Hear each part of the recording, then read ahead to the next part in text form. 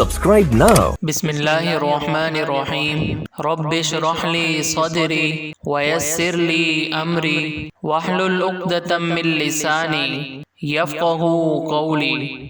قرآن مجید کی سورہ النساء میں اللہ تعالیٰ کے ایک ارشاد کا مفہوم ہے، اور اللہ تو جو چاہتا ہے کہ تم پر مہربانی کرے، اور جو لوگ اپنی خواہشوں کے پیچھے چلتے ہیں وہ چاہتے ہیں کہ تم سیدھے رستے سے بھٹک کر دور جا پڑو۔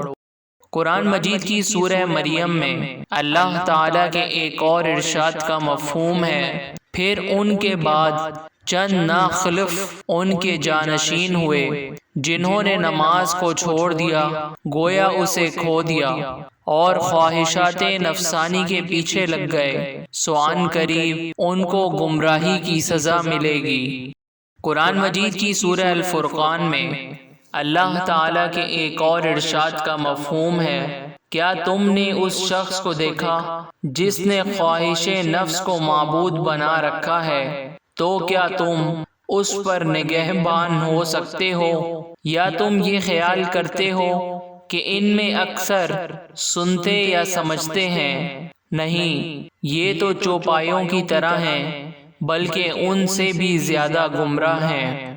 قرآن مجید کی سورہ روم میں اللہ تعالیٰ کے ایک اور ارشاد کا مفہوم ہے، مگر جو ظالم ہیں، بے سمجھے، اپنی خواہشوں کے پیچھے چلتے ہیں، تو جس کو اللہ گمراہ کرے اسے کون ہدایت دے سکتا ہے، اور ان کا کوئی مددگار نہیں۔ قرآن مجید کی سورہ مومنون میں اللہ تعالیٰ کے ایک اور ارشاد کا مفہوم ہے، اور اگر خدائے برحق ان کی خواہشوں پر چلے تو آسمان اور زمین اور جو ان میں ہیں سب درہم برہم ہو جائیں، بلکہ ہم نے ان کے پاس ان کی نصیحت کی کتاب پہنچا دی ہے، اور وہ اپنی کتاب نصیحت سے منہ پھیر رہے ہیں۔ قرآن مجید کی سورہ نساء میں اللہ تعالیٰ کے ایک اور ارشاد کا مفہوم ہے، اے ایمان والو، انصاف پر قائم رہو اور اللہ کے لیے سچی گواہی دو، خواہ اس میں تمہارا یا تمہارے ماں باپ اور رشتہ داروں کا نقصان ہی ہو۔ اگر کوئی امیر ہے یا فقیر تو اللہ ان کا خیر خواہ ہے، تو تم خواہش نفس کے پیچھے چل کر عدل کو نہ چھوڑ دینا۔ اگر تم پیچیدہ شہادت دو گے یا شہادت سے بچنا چاہو گے تو جان رکھو اللہ تمہارے سب کاموں سے واقف ہے۔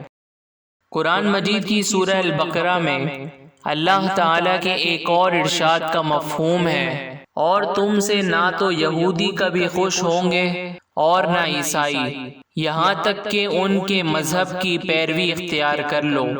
ان سے کہہ دو کہ اللہ کی ہدایت یعنی دین اسلام ہی ہدایت ہے، اور اے پیغمبر، اگر تم اپنے پاس علم یعنی وحی خدا کے آ جانے پر بھی ان کی خواہشوں پر چلو گے تو تم کو عذاب اللہ سے بچانے والا نہ کوئی دوست ہوگا نہ کوئی مددگار۔ نیکی کی باتیں دوسروں تک پہنچا کر اپنا دینی فریضہ ادا کریں، اور ہماری حوصلہ افزائی کے لیے ہمارے چینل کو ضرور سبسکرائب کریں۔